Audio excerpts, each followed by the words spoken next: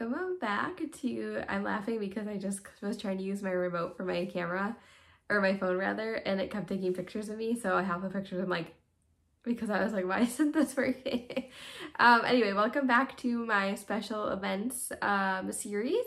This is the last one, which I'm kind of sad about because I literally have no idea what I'm going to talk about next week, so I think I'm going to have to put something up on Instagram to ask because I don't know.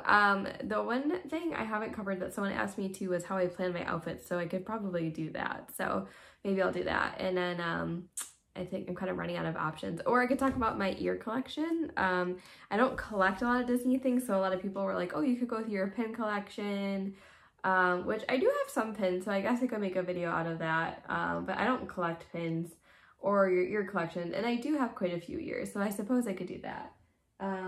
I could also probably go through my Magic Band collection, so maybe my next series will be my collection series. So still no word on if we're going to be able to go in November or not. This is September, so we're still not giving up hope yet. I made some dining reservations the other day, so I'm excited about that. And let's get to today's topic. So this is the last of the special events I'm going to talk about, and it's also the cheapest of the special events. So this is H2O Glow Nights, which is at Disney's Typhoon Lagoon. So this is a Pixar Toy Story themed event that happens, it was like, I think it was like twice a week or once a week maybe. I feel like it was on Wednesdays at Typhoon Lagoon Park. It did not happen this year, obviously, because nothing else happened this year. And also update to my last video because they finally announced that the Christmas parties are sadly not happening. And don't even get me started on the castle lights not being lit up because I'm really upset about that, but neither here nor there. So anyway, this is a Toy Story themed event, and it is themed after the Toy Story short Partysaurus Rex. So if you have not watched the Partysaurus Rex short, I know you can find it online. It's hilarious. It's for Rex, like somehow becomes a bath toy, and then he turns into this DJ for this bath party, and they kind of take that and make it into this event. And that short is so funny. I love Rex, and it's like so out of character for him, because all the toys like think he's like the fun one, and which is obviously the opposite because he's so nervous about everything. So so it's super cool theme. So this is like I said, a nighttime event. Obviously it glows up. The first time we went to this event was 2018. So we've been there twice. I saw it advertised on Instagram and I was like, oh, this is kind of weird and it's super cheap, so maybe we should just try it out. And we tried it and we loved it. So we went back the next year. And we actually were like, oh, we don't know if we'll go in 2020, just because we kind of did the same things over and over again. You know, but now I'd kill for the chance to go to anything in 2020, so I'm kind of bummed I said that. But also I'm like clashing with the background, I realized. And yes, I am wearing a sweater because it is like 55 degrees out today in Buffalo, so we're back to sweater weather. So this event starts at 8 p.m, but like every other special ticketed event, you can get in a little bit earlier than that. So I believe you can get in at 6 p.m. and the party starts at 8, which is also the same time where the regular guests are leaving, so they can stay until 8 p.m. The first time we went, we showed up a little after 8 just because it was raining, and so the rain did not stop the event, FYI, unless it was thunder and lightning. And I guess I didn't talk about that in any of the special events, but pretty much none of them stop at all for rain. They're uncomfortable in the rain, but they don't stop. But lightning can delay, like H2O Glow would not be happening with lightning because it's a water park, but it can delay fireworks and stuff like that. So anyway, the first time we got there, we waited a little bit because it rained, and we got there a little after 8, which actually worked out pretty well. The second time we went, we got there a little early, and for reasons I'll get into in a second, we kind of sat around for like a half hour waiting for everyone to leave. And so I honestly don't feel like, unless you're really wanting to like do a ton of water rides, or the slides and stuff, which you can actually get them all done during the party anyway, I really don't think you need to get there that early. So, the best tip that I read for H2O Glow was to separate your dry part of the H2O Glow party from your wet part of the H2O Glow party. So meaning do everything that you want to do when you're still dry and then start exploring the water park. So I thought that was a great tip, and so we took it and ran with it. So the dry stuff essentially is meeting the characters. So they do have Toy Story characters out. Last year they had Buzz, Woody, Bo Peep, Forky, and I think Jesse was there. Yeah, Jesse. So there was 5 characters. Woody and Jesse were together. Buzz was by himself. Forky was like not really. It was like, I don't know what it was. Hard to describe. It was just kind of like a little, I don't know, like thing propped up. And then Bo Peep was really cool. She was a special character to meet. So so try to get those done. There's literally never a wait for those characters. I feel like no one goes to the party to meet them, but they're kind of cool because they usually have some sort of themed background around being at the water park, or they have, you know, just like, I think like Buzz had like surfboards in his background and or in that type of stuff. So that's really cool. But they do autographs and stuff. So it's a great place to meet those characters.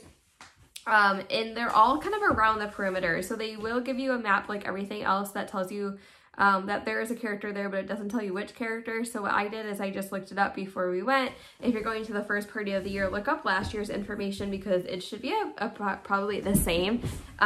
Sorry, I'm like, my back is like really bothering me today. So Buzz was over by Crush and Gusher, and he was there both years in a row. Woody and Jess were by kind of in the back, by one of the Lazy Man River entrances, like where the tall slides are in the very back, and they didn't move either. Forky was fairly close to there too, around the Gangplank Falls and those type of slides. And then 1, 2, 3, 4, and then Bo Peep was actually an annual pass specific meet and greet, so that was really cool. She was in the back where they used to have the Shark Reef kind of back in that area. That's also around the 21 and up. They have a 21 and up only area. And she was back there. You just had to show your card. We got in line and you got to meet her. So that's the dry stuff, as far as we can tell. I mean, everything else, like, I don't really feel like you need to be super dry for, because the rest of it is like food and stuff like that too. So you also obviously want to take pictures and stuff. And then when you're done with taking pictures, you can put your stuff in the locker if you want to. I'll be honest, I usually keep my stuff on a chair, which I probably shouldn't do because I usually bring my super expensive camera with me. So it looks like the 21 and over area, which we actually never really went to, was the Wharf, and they have signature cocktails over there. Obviously, you can wear your magic bands around the park because they are waterproof. However, if you're going on the wave pool, I would highly recommend that you take your magic band off, or anything you might lose, earrings, jewelry, etc., because it's such an intense wave pool. Like, you really don't want to lose anything. So we usually take ours off for that. I have a waterproof camera with me all the time because they always have these really cool like photo ops and stuff. So all right, so anyway, so after we meet the characters, what we usually do is we just go down some of the water slides. So let's see, I'm just reading. I feel like, yeah, we're like definitely like creatures with habits. So all of the water slides are open. I feel like we literally do the same thing like I just said. So we always went to the new water slide, the family raft ride, which I literally can't think of what it's called, but it has like Captain Mary. I should probably look this up real quick. What's it called? And obviously, because it's a special event, you know, like limited event, I should say, it's not very crowded. So you can do these things with very short waits, which is very nice because we do go to the water park. We used to have an annual pass for the water park, but we've kind of stopped doing it just because we feel like we don't, I don't know, it's not necessarily worth the money. It's like an extra $100 for that. And we used to kind of like force ourselves to go to the water parks a lot, and it would kind of take up time. And honestly, it's just cheaper, especially now in DVC, to just buy a one-day pass if we wanted to go to the water park. And we don't love Blizzard Beach anyway, so I'm really rambling while I take my time looking this up. So Misadventure Falls, how could I forget? So Misadventure Falls is the newest slide they have there. It's a family raft ride.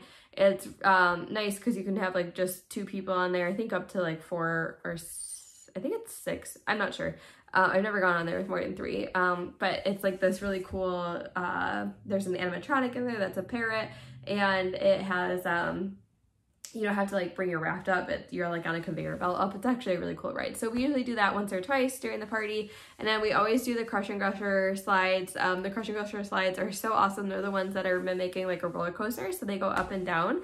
I feel like they were one of the first water parks in the country to do that. I feel like I watched a documentary on water parks once, and I feel like they were talking about that. But So anyway, that's really cool. And that's always a super long wait during the regular park hours. And so it's super nice to just kind of walk up there, probably no more than a 5-minute wait. It's a lot of stairs, just so you know. So we usually try to do that once or twice too. And then we don't usually go on a ton of the other slides. Like I said, there's Gangplank Flies. What else? I don't know. There's a few other like slides over, storm slides, the little kiddie ones. In the dark, they're a little bit harder to go on, and the Gangplank Falls specifically, this is where my dad lost his sunglasses once because it's so crazy with like bumps in there. So again, hold on to your loose items if you're going down these water slides. But what we usually go on after we go on Crush and Gusher is the Castaway Creek, which is the, what's it called? What's the difference? I feel like the creek is named like all different things. Anyway, that's the Lazy Man River. So what's awesome about the Lazy Man River during H2O Glow is they have specialty floats. So they have just the regular floats, but they have tons of specialty floats too. And my mom and I always make it our mission to try and get on the specialty floats. So for example, there's usually like rubber ducky floats and parrots, and there's clear floats, there's floats that light up, there's floats you can kind of lay a little bit on, there's always like a penguin float, a swan, alligators, dragons. Like I could probably throw some pictures in here, but they're always awful pictures. I might have some videos too, but because of the waterproof camera is like the worst quality. Honestly, I could probably bring my phone in there because it is waterproof, but I was getting nervous about that. Maybe I should do that so I could take better pictures because the pictures are always so horrible. But it's so fun to try and go around and get all the specialty things. There's someone in it. I kept saying I didn't care if I got any floats, and then I tried to get every single one of them. Now I'm in a bird. What? Really, what I wanted was a penguin, but I won't make us stay in there for that. We did that last year, didn't we? Did we? I thought so. And a dragon. Oh, Nations. That's all my float just keeps saying over and over again. A smooth nations. Oh yeah, baby. There's a giant water spot right on your face. Hello. that's okay. I should mention that you do get a wristband like you get for every special event, but this one is a regular wristband and a light up wristband so that they at least know who is at the party, but also you get a little cool souvenir to take home. So that's always fun. And then next what we usually do is head on over to the Partysaurus Rex area, which is on the main part of the area, right by like the main beach over there. And that is so much fun. There's always a live DJ over there. There's a giant Rex that's blown up to look like Partysaurus Rex. And then they typically have, I think it's by, yeah, kind of by like Leaning Palms, Typhoon Tilly's, like that area. So if you're like going over the main bridge, it's to the left. But you'll hear the music and you'll know where to go. But they do some games. It's very family friendly, but it's so fun. That's where we usually kind of keep our stuff. We dance a little bit and just watch everyone having fun. And then typically we'll try to go in the wave pool a few times as well. Even though it's summer, I mean, even though it's dark out, it is summer, so the water is usually quite warm, so you don't have to worry about that. Usually like the first time we were there, I think we were there until it goes to 11. I think we were there till like almost 11, and we were still in the wave pool having like so much fun with our light up wristband. And it was it was just, the water was amazingly warm. So that was July. We went in July both times, or no, I'm sorry, we went in August the second time. So the other things that they have there are specialty foods typically. So we tried the one specialty food. Let me pull up this one website because they went into kind of all of them. So there is merchandise, obviously specialty merchandise too. They sell like t-shirts and water bottles and that type of stuff. There is a popcorn bucket that lights up too, which is kind of cool. So everything lights up obviously because it's called H2O Glow. Oh, and there's like just like random things lit up throughout the whole water park, which is cool. They really get into it there, and I think they're just like excited to have an event. And I'm sure they're just trying to get like, you know, kind of like activity over at Typhoon Lagoon because it's probably not that busy, but I don't know. Anyway, so here's some of the specialty foods they have. We don't usually eat there. We usually eat before we go. But they have a Western beef brisket, like a pork kebab. These look like the things they regular have, honestly. Yes, I think this is. I was like, this is not that helpful. They have a bathtub party sundae, which is literally a bathtub with rubber duckies in it. Oh my god, I'm dying. I wish they had this when we went. I don't think they did. It's so cute. Oh, a Buzz Blaster we did have. So they had this at Leading Pubs as well. It was just Sprite and green apple boba balls. It was not that good, mainly because I don't like Sprite, but the boba balls are pretty good. They have a glowing unicorn, which is it's a non-alcoholic pina colada with a glow cube. They have all sorts of drinks, it looks like, so that's kind of cool. Yeah, so that's all the specialty stuff there. So there is food to enjoy too, but not ton. Well, they have the regular menus open too, so like chicken nuggets, and they have nachos and some. Maybe they don't have nachos. I could have probably just made that up. I don't really know. You can look up the menus, but the whole event is, I don't know, I just really love it. So like I said, it kind of bummed because last time we were like, oh, we'll probably skip next year just because we literally did the same thing. We met the characters. We went on Miss Adventure Falls. We went on Crush and Crusher. We went to the dance party. We went on the Typhoon Lagoon, and then we had a treat. The first time we had ice cream. The second time we had that Buzz Lightyear thing, and then we left. But I don't know, it really is so fun to be there at nighttime. It's so hard for us because we're not night people, and I know I've mentioned that before, so it's difficult for us to stay up for some of these things. Usually, you know, like the other thing is like once you're done, I usually bring a change of clothes just so that you're not like wet trying to get home. The transportation to and from the event is probably the biggest annoyance. And so the first time we went, that was when they were still not doing bus transportation to the water park. So that was when you had to go to Disney Springs and transfer bus service to Typhoon Lagoon or Blizzard Beach. Now, 2019, they turned it back that the buses started going back to the water park again. So you were able to go to the water park via the bus, and it would drop you right off at Typhoon Lagoon. The first year we actually took a minivan. Now, coming home is a different story.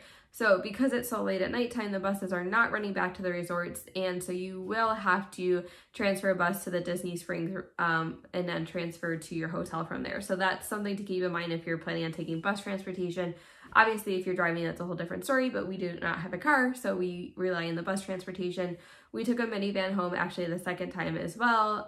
So we took a minivan there and back on the first time, and a minivan back home the second time, because we did not want to transfer. It was so late and we were kind of cold in our wet clothes, so we took a minivan. We waited a bit for it, but that was, I mean, it's still better than nothing.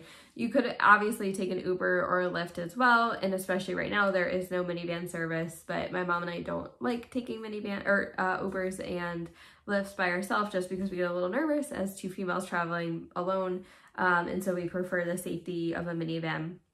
Just so we feel more comfortable with it because it's Disney employees, which I guess is, well, I feel like it's just safer. So anyway, but you can take a regular one. So definitely recommend the event. I think they said it's like $52 or to $55 or something, but there's definitely a DVC and an annual pass discount. I feel like I paid like 40 something the first time we went. It was very cheap. Although I suppose it's cheap because it's just a water park. You know, it's like the water park admission is also not that expensive. So okay, I guess that's it. So if you have any questions about H2O Glow, please leave it in the comments, and if you've gone, let me know. But definitely the biggest takeaway and the biggest tip I have is to separate your dry stuff from your wet stuff so that you don't have to look all wet and gross in all your photos. And I guess, yeah, maybe I'll start a little weird collection series next, because I'm just looking at my pins over there. I have like maybe like 15 pins. I could probably talk about them. But definitely could talk about my ears. I just got new ears in the mail, and I actually have like a disturbing amount of magic bands, and I could talk about those too. I mean, most of them are just like the basic colored you know, like the colors colored. What is the word? Yeah, I guess it would be colors, right? Like just the plain block colors that you get for free, or you used to get for free. But I have quite a few specialty ones too, so maybe I'll talk about those since I have nothing else to talk about. And then maybe after that I'll talk about you know, what I'm gonna do or how I pack my clothes, because it's a very intense process. It takes me like several hours to pack for Disney, but I can't imagine that I'm the only one, because I know for a fact that I watch a lot of other YouTube videos or watch a lot of other people on Instagram who take forever to try on their clothes and make sure they look okay before they actually wear in the park. So I will talk about that. And that's it. I hope you guys have a good week.